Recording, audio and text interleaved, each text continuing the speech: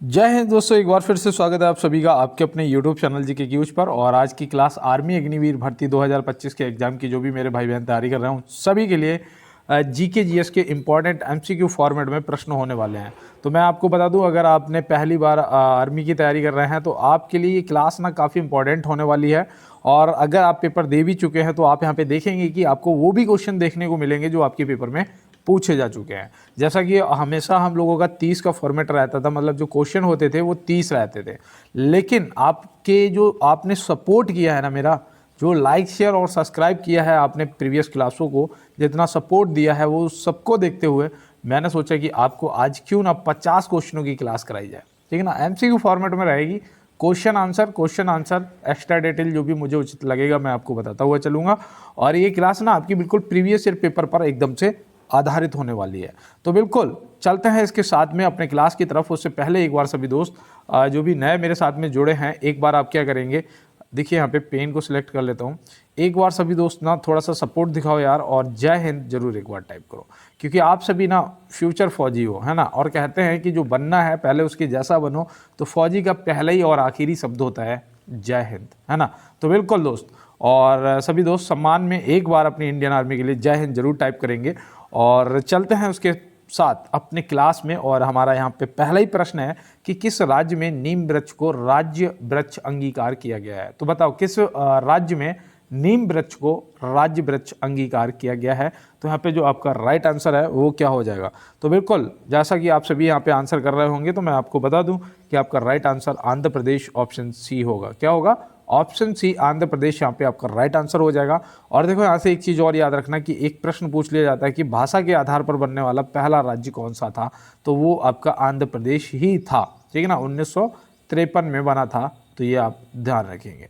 तो बिल्कुल दोस्त, और चलते हैं इसके साथ में अपने अगले प्रश्न की तरफ।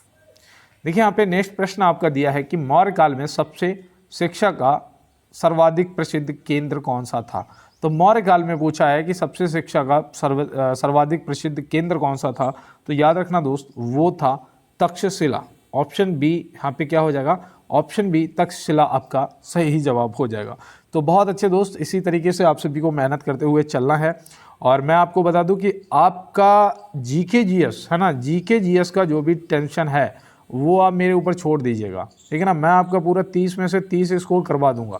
बस क्या है ना, आपको मैं जो भी बताऊं आप पढ़ते जाएंगे, और आप खुद पाएंगे कि जब आप पेपर देने जाएंगे तो वहाँ पे आपको वो सारे क्वेश्चन देखने को मिलेंगे जो आपने मेरे साथ में पढ़ रखे होंगे। तो बिल्कुल, और यहाँ पे देखो नेक्स्ट प्रश्न है कि सांची के स्तूप का निर्माण किस शासक ने करवाया था। सांची के स्तूप का निर्माण किस शासक ने करवाया था, तो आप यहाँ पे क्या बताएंगे। तो याद रखना दोस्त, सांची का स्तूप जो है वो अशोक, सम्राट अशोक ने कराया था। तो आप ध्यान रखेंगे ऑप्शन ए जो है यहाँ पे क्या हो जाएगा, हमारा बिल्कुल राइट आंसर हो जाएगा। तो बहुत अच्छे दोस्त, और चलते हैं इसके साथ में अपने अगले प्रश्न पे। देखिए यहाँ पे हमारा नेक्स्ट प्रश्न पूछा जा रहा है कि बिहू किस राज्य में प्रसिद्ध है। बिहू किस राज्य में प्रसिद्ध है भैया, बिहू किस राज्य में मनाया जाता है। तो इसका बिल्कुल इजी आंसर है, आप सभी को पता होगा कि भैया ये असम से संबंधित है। तो ऑप्शन ए यहाँ पे असम जो है क्या हो जाएगा, हमारा बिल्कुल राइट आंसर हो जाएगा। तो बिल्कुल, और चलते हैं इसके साथ में अपने अगले प्रश्न की तरफ। देखिए यहाँ पे नेक्स्ट प्रश्न दिया है कि भारत में सिलिकॉन वैली स्थित है। देखो सिलिकॉन वैली आपसे पूछा जाएगा, ठीक है ना। देखो ये प्रश्न आपसे पेपर के अंदर पूछे जाते हैं। सिलिकॉन वैली पूछा जाएगा, फूलों की घाटी पूछा जाएगा, फूलों की घाटी पूछा जाएगा, मसालों का शहर पूछा जाएगा। तो ये आप क्या बताएंगे। तो यहाँ पे देखो पहली चीज़ तो याद रखना, सिलिकॉन वैली पूछा है ना, तो सिलिकॉन वैली आपकी बेंगलुरु, ऑप्शन सी हो जाएगा। क्या हो जाएगा, option C Bengaluru right answer हो जाएगा। फूलों की घाटी मैंने बताया था ना, तो याद रखना भैया उत्तराखंड है ना, उत्तराखंड हो जाएगा आपका। देखो ये जो मसालों का शहर, तो मसाला सबसे ज़्यादा पता है कहाँ पैदा होते हैं। देखो मसाला और रबड़, है ना, मसाला और रबड़, ये आप याद रखना, ये होते हैं आपके केरल में। कहाँ पर, केरल में। तो ये भी आप ध्यान रखेंगे। तो बिल्कुल यहाँ पे प्रश्न सिलिकॉन वैली पूछा था, जो कि आपका बेंगलुरु राइट आंसर हो गया है। तो बिल्कुल, और कहते हैं कि परों को खोल जमाना उड़ान देखता है, परों को खोल जमाना उड़ान देखता है, जमी पे बैठ के क्या आसमान देखता है। तो बिल्कुल दोस्त देखो, आपको ये भी पढ़ाई करनी है, और आपके लिए सबसे इंपॉर्टेंट 1600 मीटर की रेस भी है। देखो ये 1600 मीटर की रेस को मैं आपको बता दूं कि आप वाकई में एक्सीलेंट मारना चाहते हैं ना, तो ये आप 5 मिनट में ले आओ। 5 मिनट में आपको ग्राउंड के अंदर, ठीक है ना, तैयारी कर रहे हो, रोड पे कर रहे हो ना, आप एक बार ट्रैक पे जाके अपनी टाइमिंग लेना। जिस दिन आप 5 मिनट के अंदर, ठीक है ना, 5 मिनट में 1600 मीटर रेस मार दो, समझ जाना कि आपका रेस क्वालिफाई हो जाएगा। और देखो यहाँ पे प्रश्न दिया है कि गुवाहाटी किस नदी के किनारे स्थित है। गुवाहाटी जो है किस नदी के किनारे स्थित है, तो आप यहाँ पे क्या बताएंगे। देखो काफ़ी अच्छा प्रश्न है, और यहाँ पे नदियों के किनारे बसे हुए शहर आपसे पूछे जाते हैं, भारत में भी और भारत के बाहर भी, ठीक है ना। तो याद रखना यहाँ पे पहले तो हमारा ब्रह्मपुत्र नदी जो है याद रखोगे, और इसकी जो लंबाई है वो भी याद रखना कितनी है, 2900 किलोमीटर बेटा। कितनी है, 2900 किलोमीटर ब्रह्मपुत्र की लंबाई। और ब्रह्मपुत्र के किनारे गुवाहाटी शहर जो आपका है स्थित है। गंगा के किनारे आपका देखो वाराणसी हो जाएगा, है ना, हरिद्वार हो जाएगा, कानपुर हो जाएगा, ये आपके गंगा के किनारे स्थित हैं। और यहाँ पे देखो मूसी से भी याद रखना, मूसी से भी याद रखना हैदराबाद। क्या, हैदराबाद। हैदराबाद जो है ये कहाँ पर, तो ये याद रखना मूसी नदी के किनारे स्थित है, ठीक है ना। एक आपसे पूछ लिया जाता है बरेली, तो बरेली भैया जो है वो किसके किनारे स्थित है, तो याद रखना ये बरेली जो आपकी है वो है रामगंगा के किनारे स्थित। क्या, रामगंगा नदी के किनारे स्थित है, जो कि बरेली को सुरमा नगरी के भी नाम से जाना जाता है। तो बहुत अच्छे, चलते हैं इसके साथ में अपने अगले प्रश्न पे। देखिए यहाँ पे नेक्स्ट प्रश्न दिया है कि विश्व की सबसे व्यस्त व्यापारिक नदी कौन सी है। विश्व की सबसे व्यस्त व्यापारिक नदी आपसे पूछा जा रहा है, तो आप यहाँ पे क्या बताएंगे। देखो विश्व में सबसे व्यस्त व्यापारिक नदी आपकी राइन हो जाएगी। ऑप्शन सी राइन यहाँ पे क्या हो जाएगा, सही जवाब हो जाएगा।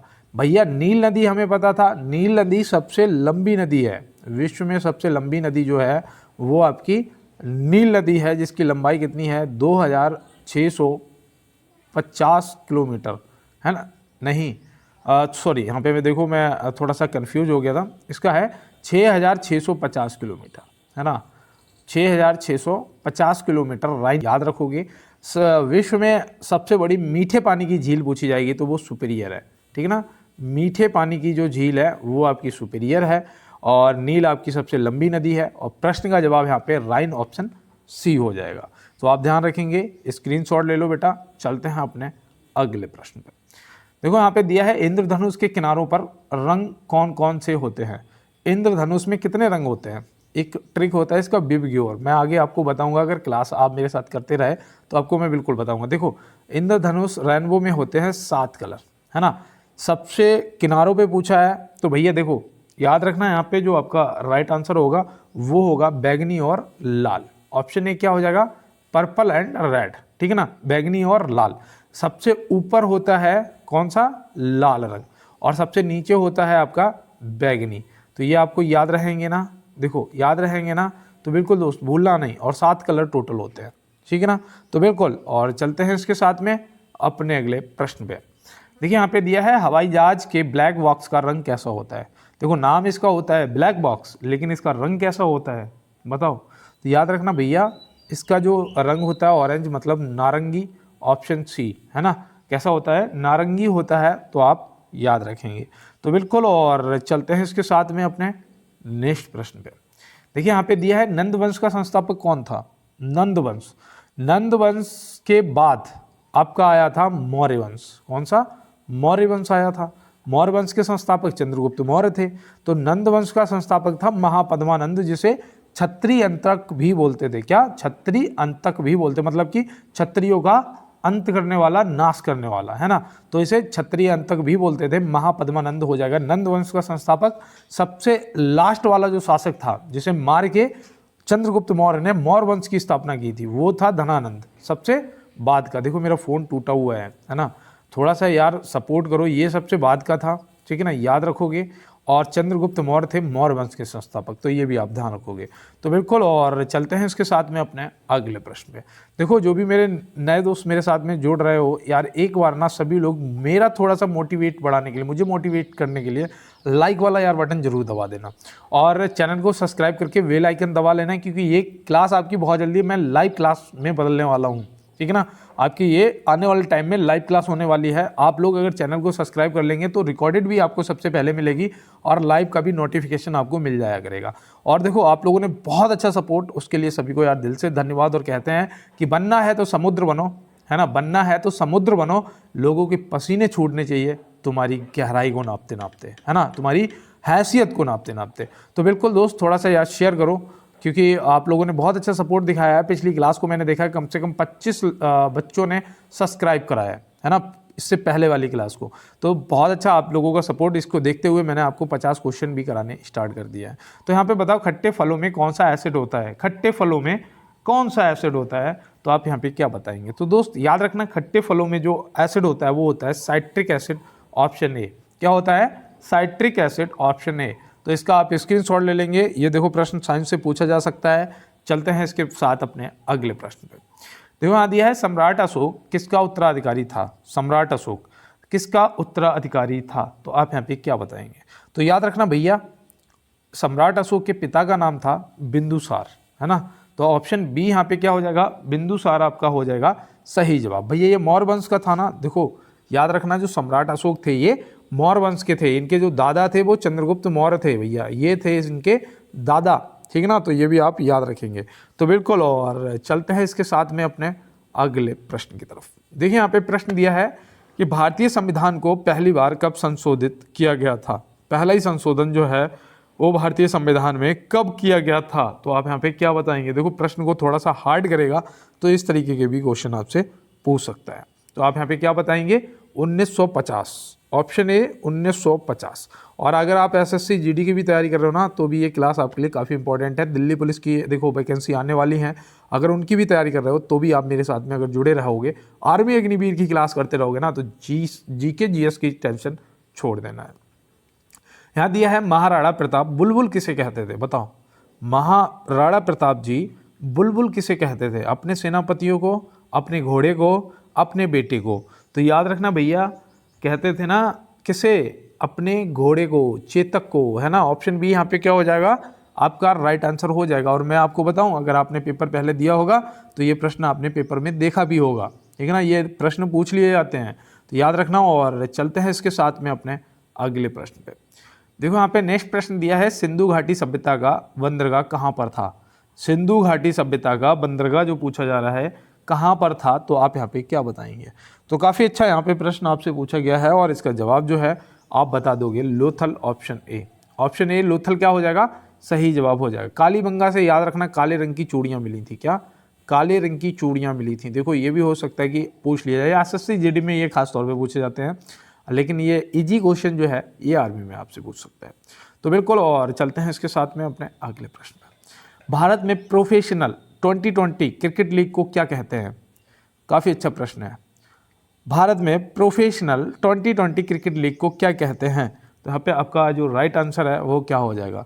तो याद रखना, इंडियन प्रीमियम लीग, है ना, आईपीएल, ऑप्शन सी क्या हो जाएगा, आपका राइट आंसर हो जाएगा। आईपीएल जो है इसकी शुरुआत भारत में कब हुई थी, है ना, भारत में ही हुई। कब हुई थी, तो याद रखना भैया, प्रारंभ हुए थे ये 2008 में। ये देखो प्रश्न ये भी पूछा गया था, 2008 वाला ये पूछा गया था। तो ये आप ध्यान रखोगे कब हुई थी बेटा, 2008 में। तो बहुत अच्छे, और चलते हैं इसके साथ में अपने अगले प्रश्न पे। देखो यहाँ पे नेक्स्ट प्रश्न है, 17वां क्वेश्चन है। हमेशा की तरह मैं देखो 17वें क्वेश्चन पे रुकता हूँ और यही कहता हूँ कि हो सकता है मेरी ज़बान पे माँ सरस्वती विराजमान हो, और जिनके भी दोस्तों के कानों में मेरी आवाज़ इस टाइम जा रही है, जो भी मुझे सुन रहे हैं, आपको बेटा आपका सपना वर्दी इस बार 100% पूरा होगा। मुझे पता है ये वर्दी ना देखने में बहुत अच्छी लगती है, बहुत अच्छी। सच में यार, मैं भी इस वर्दी का दीवाना हूँ और तुम भी इस वर्दी के दीवाने। तो वाकई में हम दोनों मेहनत करेंगे यार, है ना, और एक दिन वर्दी को जरूर हासिल करेंगे। और यहाँ पे देखो प्रश्न दिया है कि इसरो का हेडक्वार्टर कहाँ है, बताओ। इसरो का हेडक्वार्टर जो है वो कहाँ है, तो आप यहाँ पे क्या बताएंगे। याद रखना बेटा, बेंगलुरु, ऑप्शन सी। कहाँ पर है, बेंगलुरु, ऑप्शन सी सही जवाब हो जाएगा। तो बहुत अच्छे, चलते हैं इसके साथ में अपने अगले प्रश्न पे। रामायण के लेखक कौन थे, रामायण के लेखक कौन थे। काफ़ी अच्छा प्रश्न है। अब यहाँ पे आपका जवाब मैं प्रतीक्षा कर रहा हूँ कि आप ज़रूर बताएंगे। याद रखना, वो थे वाल्मीकि जी, है ना, ऑप्शन बी वाल्मीकि जी आपका राइट आंसर हो जाएंगे। वेद व्यास जी से याद रखना, इन्होंने महाभारत की रचना की थी। किसकी, महाभारत, है ना, किसने लिखा था, वेद व्यास जी ने। तो ये भी आप याद रखोगे, वाल्मीकि जी यहाँ पे आपका सही जवाब हो जाएंगे। और चलते हैं इसके साथ में अपने अगले प्रश्न पे। देखिए यहाँ पे प्रश्न दिया है, भारत में ब्लू सिटी के नाम से किस शहर को जाना जाता है? भारत में ब्लू सिटी के नाम से किस शहर को जाना जाता है? तो आप यहाँ पे क्या बताएंगे? काफ़ी अच्छा प्रश्न है। यहाँ पे आपसे वो भी पूछा जा सकता है, गुलाबी शहर है ना, ब्लू शहर, ब्लू सिटी पूछा है ना, आप क्या बताएंगे? तो बहुत अच्छा, यहाँ पे सभी का जवाब आ चुका होगा, जोधपुर है ना। किसे? जोधपुर। जयपुर को तो क्या बोलते हो? पिंक सिटी बोलते हो ना, पिंक सिटी, गुलाबी शहर। तो ये भी आप याद रखोगे। मुंबई से याद रखना, देखो मुंबई से ये प्रश्न पूछा गया था। मैं आपको बताऊं कि भारत की आर्थिक राजधानी किसे कहते हैं? भारत की राजधानी तो आपकी दिल्ली हो ही जाएगी, आर्थिक राजधानी जो है वो मुंबई हो जाएगी, है ना। ये भी आप ध्यान रखेंगे बेटा, आपसे पूछा जा सकता है, ठीक है ना। तो बिल्कुल, और चलते हैं इसके साथ में अपने अगले प्रश्न पे। यहाँ पे पूछा है, भारतीय संविधान में कितनी भाषाएं हैं? भारतीय संविधान में कितनी भाषाएं हैं? तो आप यहाँ पे क्या बताओगे? 8वीं अनुसूची जोड़ी गई थी, है ना। तो यहाँ पे बिल्कुल आपका राइट आंसर जो है वो हो जाएगा 22 भाषाएं। ऑप्शन सी 22 भाषाएं यहाँ पे आपका राइट आंसर हो जाएगा। तो आप याद रखेंगे 22 राइट आंसर। तो बिल्कुल, और चलते हैं इसके साथ में अपने अगले प्रश्न पे। फ्लाइंग सिख के नाम से कौन जाना जाता है? ये तो मैं प्रश्न आपको पहले भी करा चुका हूँ, और ये फिर से एक बार मैंने रिपीट कर दिया कि हो सकता है कि आपको पूछ लिया जाए। तो याद रखना भैया, मिल्खा सिंह जी को बोला जाता है। ऑप्शन सी यहाँ पे हमारा राइट आंसर हो जाएंगे। पाकिस्तान के जनरल आयूब खान ने इन्हें ये उपाधि दी थी, है ना। जब ये पाकिस्तान में वो कौन था, वो खालिद, है ना, उसके साथ में जब इनकी रेस हुई थी तो इन्होंने उसे हवा में उड़ा दिया था, है ना। ऐसे ऐसे ऐसे तो उन्होंने यही तो कहा था कि जैसा आप दौड़े हो ना, ऐसा मैंने अपने जीवन में किसी को देखा नहीं दौड़ते हुए। आप दौड़े नहीं, उड़े हो, इसलिए इन्हें ये पदवी दी थी फ्लाइंग सिख, ठीक है ना। तो याद रहेगा, सौरभ गांगुली जी को याद रखना, इन्हें बंगाल का टाइगर कहते हैं। क्या? बंगाल का टाइगर कहते हैं। तो ये भी आप ध्यान रखेंगे। तो बहुत अच्छे, चलते हैं अपने अगले प्रश्न पे। देखो, सचिन तेंदुलकर जी को देख के मुझे एक प्रश्न याद आया। हमारे पेपर में पूछा गया था कि सचिन तेंदुलकर जी को भारत रत्न से कब सम्मानित किया गया था? तो याद रखना दोस्त, 2014 में किया गया था। और अगली शिफ्ट में पेपर में पूछा गया था कि लता मंगेशकर जी को भारत रत्न से कब सम्मानित किया गया था? तो उन्हें किया गया था 2001 में, है ना, लता मंगेशकर जी को। तो ये प्रश्न भी दोनों याद रखना, छूटना नहीं चाहिए पेपर के अंदर कोई भी प्रश्न। देखो यहाँ पे दिया है, भारत के राष्ट्रपिता कौन है? बताओ, भारत के राष्ट्रपिता कौन है? तो आप यहाँ पे क्या बताएंगे? तो बिल्कुल यहाँ पे मैं उम्मीद कर रहा था आपका बिल्कुल राइट आंसर आएगा, हमारे महात्मा गांधी जी, है ना। ऑप्शन ए सही जवाब हो जाएंगे। और चलते हैं इसके साथ में अपने अगले प्रश्न की तरफ। देखिए यहाँ पे नेक्स्ट प्रश्न दिया है, आंध्र प्रदेश का लोक नृत्य क्या है? आंध्र प्रदेश का लोक नृत्य क्या है? तो आप क्या बताएंगे? देखो याद रखना, ये जैसे बिहू पूछा था ना असम से, वैसे ही आपसे ये भी प्रश्न पूछा जा सकता है। तो आप यहाँ पे क्या बताएंगे? याद रखना बेटा, कुचिपुड़ी। ऑप्शन ए कुचिपुड़ी आपका राइट आंसर हो जाएगा। कथक जो है ये उत्तर भारत का है। किसका? उत्तर भारत, उत्तर प्रदेश या उत्तर भारत। ऑप्शन में दो ऑप्शन में से एक मिलेगा, उत्तर प्रदेश या फिर उत्तर भारत। तो कथक से आप संबंधित याद रखोगे। कथकली से याद रखना भैया, ये केरल से संबंधित है। किससे? केरल से। तो बिल्कुल मैं उम्मीद करता हूँ यहाँ पे जो भी मैंने बताया है मेरे सभी आर्मी अग्निवीरों को समझ आया होगा। और चलते हैं इसके साथ में अपने अगले प्रश्न की तरफ। और देखो बेटा, मैं आपको बताऊँ, थोड़ा सा यार सपोर्ट करो। आप लोगों ने बहुत अच्छा सपोर्ट कर रहे हो, उसके लिए सभी को दिल से थैंक यू। और थोड़ा सा यार और सपोर्ट करो, क्योंकि आप लोग जब सब्सक्राइब करते हो ना तो मुझे नोटिफिकेशन मिलता है कि भाई सौरभ ने सब्सक्राइब कर लिया है और आशु ने सब्सक्राइब कर लिया है। तो ये जब मैं देखता हूँ ना तो मुझे वहाँ पे ये चीज़ महसूस होती है कि यार आप लोग वाकई में मेरा सपोर्ट कर रहे हो, है ना। तो यार थोड़ा सा सपोर्ट दिखाओ अपना। और जो भी आपके आर्मी लवर ग्रुप या फ्यूचर आर्मी लवर जो भी आपके बैच हैं, ग्रुप हैं, उनमें थोड़ा सा यार क्लास को शेयर कर दो दोस्तों के साथ में। और देखो यहाँ पे प्रश्न दिया है कि दुनिया में 2020 में कौन सी वैश्विक महामारी चल रही थी? तो भैया दुनिया में 2020 में कौन सी वैश्विक महामारी चल रही थी? तो ये तो आप सभी को बिल्कुल रट्टा पड़ा होगा कि कोरोना वायरस। इसी तरीके के प्रश्न आते हैं, ज़्यादा घबराना नहीं है, ज़्यादा हार्ड क्वेश्चन नहीं पूछे जाते हैं, है ना। तो याद रखना भैया कौन सा चल रहा था? कोरोना वायरस, जिसके लिए कोविड-19 है ना, एक वैक्सीन भी बनी थी, है ना। तो वो भी वैक्सीन भी याद रखना, हो सकता है कि पूछ लिया जाए, है ना। तो बिल्कुल, और चलते हैं इसके साथ में अपने अगले प्रश्न पे। देखो यहाँ दिया है, भारत में लाइसेंस प्राप्त करने की आयु क्या है? भैया अगर आप डीएल मतलब ड्राइवरी लाइसेंस अगर लेने जाओगे ठीक है ना। तो आपका कितने वर्ष का होना अनिवार्य है, याद रखना, छोटी सी बात है, 18 वर्ष का, है ना। कितना, 18 वर्ष का। वोट देने की उम्र भी आपकी 18 वर्ष है ना। भर्ती देखोगे तो 17.5 वर्ष का, है ना। आर्मी की अगर भर्ती देख रहे हैं तो 17 वर्ष 6 महीने का होना जरूरी है, क्योंकि फिर 6 महीने प्रोसेस में लगते हैं, लगभग 18 साल के हो जाते हो आप। तो इसलिए याद रखना भैया, वोट देने की उम्र भी 18, लाइसेंस प्राप्त करने की उम्र भी 18, और अगर गांव का इलेक्शन लड़ना चाहते हो ग्राम पंचायत का तो 21 वर्ष का होना चाहिए, है ना। अगर आप ग्राम पंचायत का इलेक्शन लड़ना चाहते हो तो आपका होना 21 वर्ष का अनिवार्य है आप। और अगर शादी करना चाहते हो तो भी आपका 21 वर्ष होना अनिवार्य है ना। लेकिन वोट 18 पे दे सकते हो। तो बिल्कुल, और चलते हैं इसके साथ में अपने अगले प्रश्न में। देखो दिया, महात्मा गांधी जी की हत्या कब हुई थी, बताओ। महात्मा गांधी जी की हत्या कब हुई थी, किसने की थी। नाथूराम गोडसे ने गोली मार के, है ना। कौन सा था, बिड़ला भवन, है ना, बिड़ला भवन में गोली मारी थी, है ना। तो बिल्कुल, ये तो आपको देखो मुझे याद आ गया तो मैंने आपको बता दिया। प्रश्न पूछा है महात्मा गांधी जी की हत्या कब हुई थी, तो आप यहाँ पे क्या बताएंगे। तो याद रखना दोस्त, जिसे शहीद दिवस के रूप में भी मनाते हैं 23 जनवरी 1948, ऑप्शन बी, इसे शहीद दिवस के रूप में भी मनाते हैं, है ना। शहीद दिवस के रूप में भी मनाते हैं, तो ये भी आप ध्यान रखेंगे। चलते हैं इसके साथ में अपने अगले प्रश्न में। यहाँ पूछा है कि 1930 की प्रसिद्ध नमक नामक यात्रा सत्याग्रह यात्रा का नाम क्या था। जो नमक यात्रा या सत्याग्रह यात्रा जो हुई थी उसका नाम पूछा है। असहयोग यात्रा, सहयोग यात्रा, असहयोग यात्रा, या फिर दांडी यात्रा। तो आप यहाँ पे क्या बताएंगे। देखो यहाँ पे जो आपका प्रश्न पूछा है ना, वो आप सभी को पता है कि भैया दांडी से प्रारंभ हुई थी और इसका नाम भी दांडी यात्रा रखा गया था, है ना। तो ऑप्शन सी यहाँ पे आप जो सोच रहे थे ना, आपका जवाब सही हो गया। असहयोग आंदोलन तो चला था 2000 देखो कह रहा हूँ, दिमाग में 2000 चलता रहता, माफ़ी चाहते हैं। 1920 में स्टार्ट हुआ था, 1922 तक चला था, है ना। तो ये आप ध्यान रखेंगे। तो बिल्कुल, और यहाँ पे दांडी यात्रा जो आपका है 1930 वाला सही जवाब हो गया है। चलते हैं इसके साथ में अपने अगले प्रश्न पे। पूछा है कौन सा भारतीय स्वतंत्र भारत का पहला गवर्नर जनरल था। कौन सा भारतीय स्वतंत्र भारत का पहला गवर्नर जनरल था।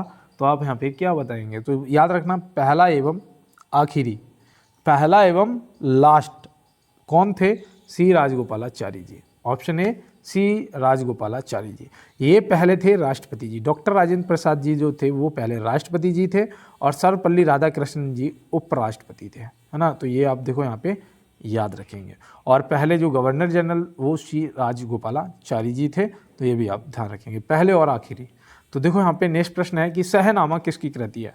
सहनामा किसकी कृति है, सहनामा किसकी कृति है। तो आप यहाँ पे क्या बताएंगे। काफ़ी अच्छा प्रश्न है, और मैं उम्मीद करता हूँ यहाँ पे जो भी आपसे पूछा जाएगा आप बताएंगे। जैसे कि यहाँ पे आपने फिरदौसी को टिक कराया है ना, किसको, फिरदौसी को टिक कराया। क्या आप लोग लाइव क्लास चाहते हैं, एक बार मुझे बताना कमेंट बॉक्स में। क्या आप लाइव क्लास चाहते हैं। देखो आरपीएफ की क्लास जो है वो तो अब लगभग बंद होने वाली है ना, 20 को पेपर ख़त्म हो जाएंगे, 18 को। तो मैं एनटीपीसी की और ग्रुप डी की क्लास भी चालू करने वाला हूँ। अगर आप कहेंगे तो ये वाली क्लास मैं लाइव कर दूंगा, लेकिन शर्त वही है कि भैया 1000 कम से कम स्टूडेंट होने चाहिए, है ना। जिसके लिए आपको सपोर्ट करना पड़ेगा। 1000 स्टूडेंट जो हैं आपके होने चाहिए। तो उसके लिए आप थोड़ा सा सपोर्ट करो, शेयर कर दो दोस्तों के साथ में, और बोल दो कि भैया आ जाओ। गुलबदन बेगम से याद रखना, इन्होंने हुमायूं नामा की रचना की थी, और अबुल फजल याद रखना, इन्होंने अकबर नामा की स्थापना करी थी। किसकी, अकबर नामा की स्थापना करी थी। तो बिल्कुल यहाँ पे जो भी मैंने आपको बताया है आपको समझ आया होगा। और चलते हैं इसके साथ में अपने अगले प्रश्न पे। देखिए यहाँ पे क्या हो गया भाई, देखो नेक्स्ट प्रश्न है कि भारत में कब पहली बार राष्ट्रीय आपातकाल घोषित किया गया था। राष्ट्रीय आपातकाल, तो भैया भारत में पहली बार, देखो अभी तक राष्ट्रीय आपातकाल कितनी बार लगा, प्रश्न पूछा जा चुका है आपसे। तो भैया 3 बार लगा। भारत में अभी तक वित्तीय आपातकाल कितनी बार लगा, भुखमरी वाला 1 बार भी नहीं लगा, है ना। ये प्रश्न दोनों पूछे जा चुके हैं। ये भी पूछा जा सकता है कि पहली बार राष्ट्रीय आपातकाल घोषित किया गया था, पहली बार। तो आप यहाँ पे क्या बताएंगे। तो बिल्कुल मैं उम्मीद करता हूँ यहाँ पे आपको याद होगा भैया 1962 में। कब, 1962, ऑप्शन ए क्या हो जाएगा, सही जवाब हो जाएगा। याद रहेगा ना। ये कौन सी अनुच्छेद के तहत लगता है, 352 के तहत। वित्तीय आपातकाल कौन से अनुच्छेद के तहत लगता है, 360 के तहत, है ना। और जो राज्यों में राष्ट्रपति शासन लगता है 356 के तहत, है ना। तो ये छोटी छोटी चीज़ें याद रखनी है यार। तो यहाँ दिया है कि यदि राष्ट्रपति का पद रिक्त है तो उसे कितने दिनों के अंदर भरना आवश्यक है। यदि राष्ट्रपति जी का पद जो है वो रिक्त है, खाली है, तो उसे कितने दिनों के अंदर भरना आवश्यक है। तो भैया आपका यहाँ पे राइट आंसर क्या हो जाएगा, चलिए एक बार कमेंट बॉक्स में बताइए। तो याद रखना 6 माह, ऑप्शन सी क्या होगा, 6 माह आपका सही जवाब, 6 मंथ हो जाएगा। ठीक है ना दोस्त। और देखो इंग्लिश में आपके आंसर भी, हिंदी में क्वेश्चन, हिंदी में भी आंसर। इस तरीके से अगर आपको क्लास चाहिए तो बिल्कुल दोस्त आप मुझे ज़रूर एक बार यार अवगत करा दिया करो। यहाँ पूछा है भारत में प्रथम उपराष्ट्रपति कौन थे। भारत के प्रथम उपराष्ट्रपति कौन थे। मैंने उस दिन आपको उप प्रधानमंत्री भी बताया था, उपराष्ट्रपति जी बताए थे, राष्ट्रपति जी भी बताए थे। तो अभी भी मैंने आपको क्लास में कराते कराते क्लास बताया था कि बेटा एस राधाकृष्णन जी जो थे ये पहले उपराष्ट्रपति थे, डॉक्टर राजेंद्र प्रसाद जी जो थे वो पहले राष्ट्रपति जी थे, जवाहरलाल नेहरू जी जो थे ये पहले प्राइम मिनिस्टर थे, है ना, प्रधानमंत्री जी थे, और उप प्रधानमंत्री जी कौन थे, तो वो याद रखना सरदार वल्लभ भाई पटेल जी, है ना, सरदार वल्लभ भाई पटेल जी। देखो दिमाग से कई बार चीज़ें रटी पड़ी होती हैं लेकिन उतर जाती हैं, है ना। तो सरदार वल्लभ भाई पटेल जी पहले उप प्रधानमंत्री थे, तो ये भी आप याद रखोगे। जवाहरलाल नेहरू जी पहले प्रधानमंत्री थे, पहले राष्ट्रपति जी डॉक्टर राजेंद्र प्रसाद जी थे, और पहले उपराष्ट्रपति आपके डॉक्टर राधाकृष्णन जी थे। तो बहुत अच्छे। और चलते हैं अपने अगले प्रश्न पर। भारत में सफ़ेद क्रांति का जनक किसे कहा जाता है। सफ़ेद क्रांति का जनक, कितना अच्छा प्रश्न। यहाँ श्वेत क्रांति नहीं पूछा है, सफ़ेद क्रांति पूछा है। तो याद रखना डॉक्टर बी कुरियन। कौन, doctor B Kurian. Option A क्या हो जाएंगे आपके, बिल्कुल राइट आंसर हो जाएंगे। बहुत अच्छे बेटा। चलते हैं इसके साथ में अपने अगले प्रश्न पे। ब्रह्मपुत्र नदी का उद्गम कहाँ से होता है। मैंने अभी आपको लंबाई बताई थी, कितनी बताई थी, 2900 किलोमीटर, है ना। कितना, 2900 किलोमीटर। याद करना है तो लिख लेना 2900 किलोमीटर ब्रह्मपुत्र की लंबाई, ऐसे करके एक पॉइंट नोट कर लेना, कभी नहीं भूलोगे, है ना। और ये देखो आपको अभी याद करनी पड़ेंगी क्योंकि आप आर्मी के बाद भी अगर कोई एग्ज़ाम देंगे तो भी आपसे पूछा जा सकता है। तो याद रखना, पहले तो प्रश्न का जवाब करते हैं। ब्रह्मपुत्र नदी जो है तिब्बत से निकलती है। ऑप्शन सी तिब्बत क्या हो जाएगा, राइट आंसर हो जाएगा।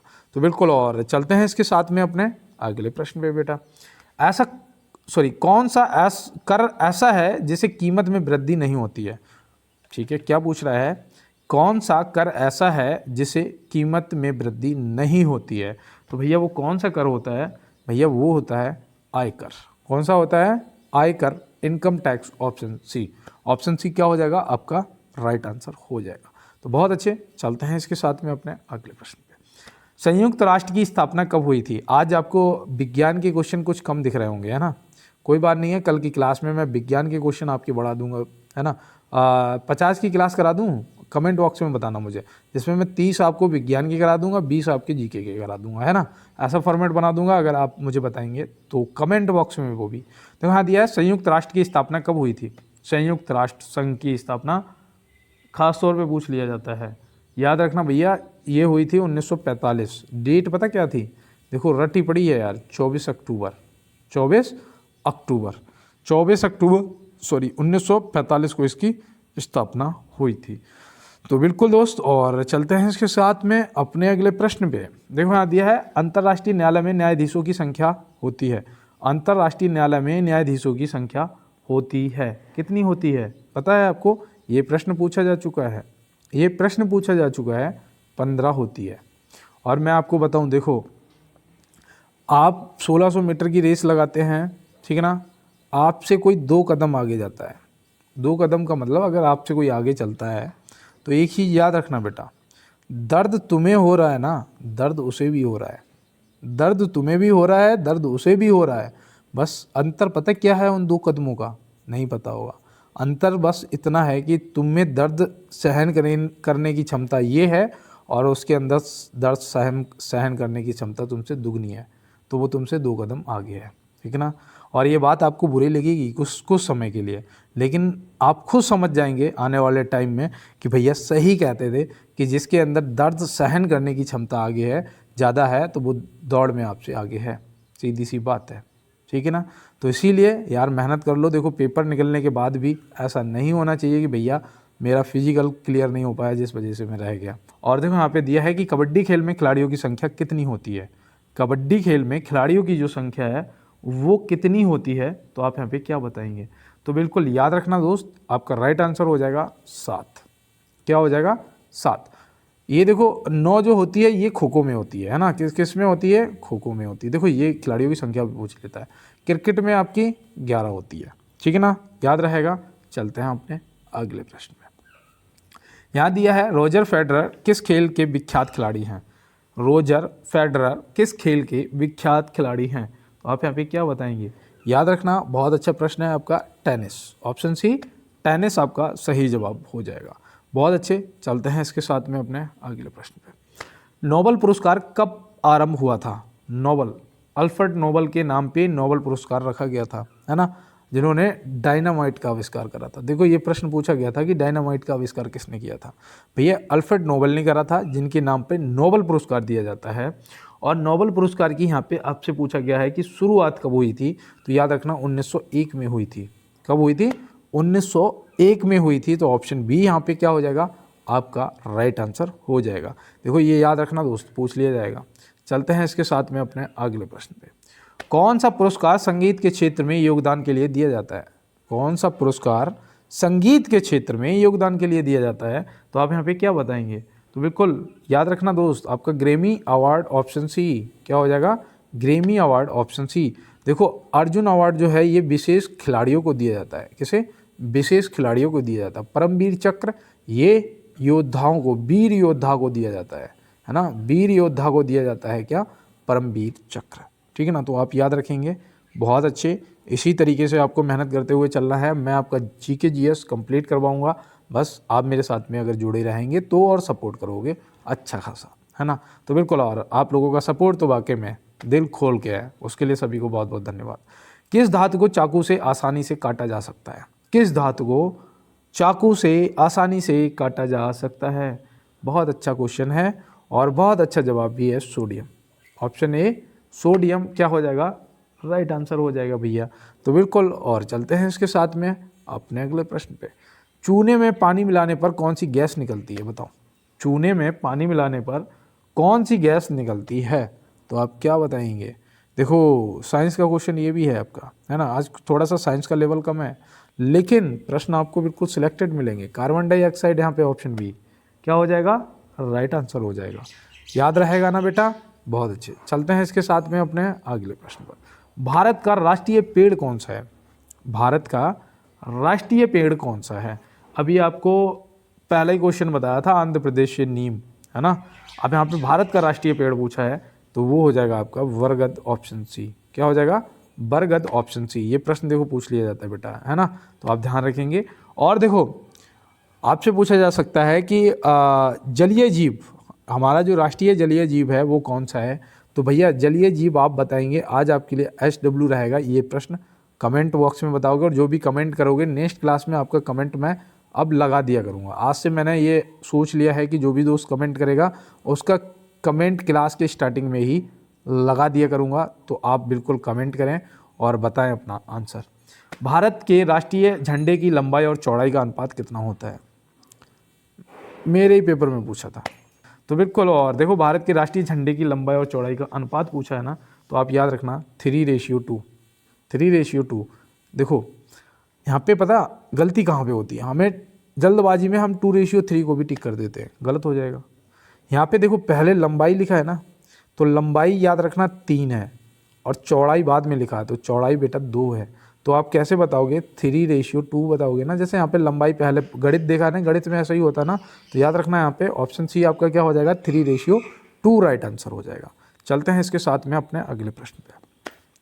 यहाँ पूछा है भारत में सबसे पहले सूर्य किस राज्य में निकलता है, बताओ। मैथ में पता कैसे क्वेश्चन पूछे जाते हैं, मैं आपको बताऊँ। मैं गया था पेपर देने, पूछा था कि ए से कोई चीज़ बी तक, है ना, ए से बी तक जाता है 60 की स्पीड से, 60 किलोमीटर प्रति घंटा की स्पीड से, ठीक है ना, और ये जाता है ए से बी तक, और बी से वापस अगर ए तक आता है कोई भी, ठीक है ना, कोई भी नाम आप मान लो। चलो मैं कहता हूँ कि भैया हिमांशु है, हिमांशु ए से बी तक जाता है 60 किलोमीटर की स्पीड से, आता है 40 किलोमीटर की स्पीड से, है ना। ये प्रश्न पूछा गया था मैथ में, आर्मी में, और पूछा था कि औसत चाल बता दो, औसत चाल। अब भैया मैंने क्या करा, मैं आपको सच अपना बताऊं, है ना, मैंने 43 क्वेश्चन किए थे, लेकिन एक ये गलत हुआ था। ऐसे कैसे पता है, ऐसे गलत हुआ था कि एक ऑप्शन दिया था 48 का, एक दिया था 50 का, एक दिया था 51 का, एक दिया था 51.5 का। मैंने देखा यार 60 से जा रहा, 40 से आ रहा, औसत मतलब बीच वाला तो क्या आएगा, 50 ही आएगा, है ना। लगा दिया, गलत हो गया। मुझे पता ही नहीं था कि भैया 2xy बटे में x प्लस वाई ये वाला फार्मूला लगता है। जब गलत हो गया ना, आज तक ये फार्मूला याद है। और इस फार्मूले से क्या आता, 2x, x का मतलब कितना 60 है ना, 60 की स्पीड से जाता है, 40 की स्पीड से आता है, और बटे में क्या दे रखा है x प्लस वाई, मतलब 60 और 40 100। देखो कितना सिंपल क्वेश्चन था और गलत कर दिया था। देखो इस जीरो से ये, इस जीरो से ये जीरो कट गया, क्या बचा 6 दूनी 12 और 12 चौक 48। ऑप्शन में 48 दिया भी था, गलत हो गया। तो ऐसे प्रश्न आपके पेपर में पूछे जाते हैं मैथ के, अगर आप कहोगे तो मैं वो भी करवा दूंगा आपको। और यहाँ देखो प्रश्न दिया है, भारत में सबसे पहले सूर्य किस राज्य में निकलता है, तो आप यहाँ पे क्या बताएंगे, तो याद रखना बेटा अरुणाचल प्रदेश, ऑप्शन सी आपका सही जवाब। और ये सबसे पूर्वी राज्य है आपका, है ना। उस दिन मैंने ऐसे बताया था ना कि पूर्व में आपका पड़ता है अरुणाचल प्रदेश, पश्चिम में सबसे, देखो ये पूर्व ये पश्चिम, गुजरात आ जाता है, उत्तर मतलब ऊपर लद्दाख आ जाता है, और नीचे दक्षिण तमिलनाडु आ जाता है।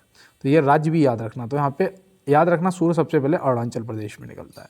तो बिल्कुल, और चलते हैं इसके साथ में अपने अगले प्रश्न पर। कागज का आविष्कार कौन से देश में हुआ था, ये प्रश्न भी पूछा जाता है। याद रखना भैया चाइना में, ऑप्शन बी चाइना क्या हो जाएगा, सही जवाब हो जाएगा। बहुत अच्छे, चलते हैं इसके साथ अपने अगले प्रश्न में।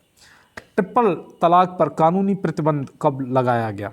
एक देखो ये जो ट्रिपल तलाक मैंने देखा, यहाँ से मुझे एक चीज़ और याद आ गई, वो भी पूछा जाता है। धारा 370 अनुच्छेद 370 कश्मीर से संबंधित था, हटा दिया गया, है ना। जम्मू कश्मीर से संबंधित था, हटा दिया गया। तो ये तो आपको याद रहेगा ही, है ना। ट्रिपल तलाक वाला ये हो सकता है कि भूल जाओ, है ना। तो याद रखना भैया 1 अगस्त 2019, ऑप्शन सी क्या होगा, सही जवाब हो जाएगा। बोलोगे तो नहीं, स्क्रीनशॉट ले लो यार, है ना।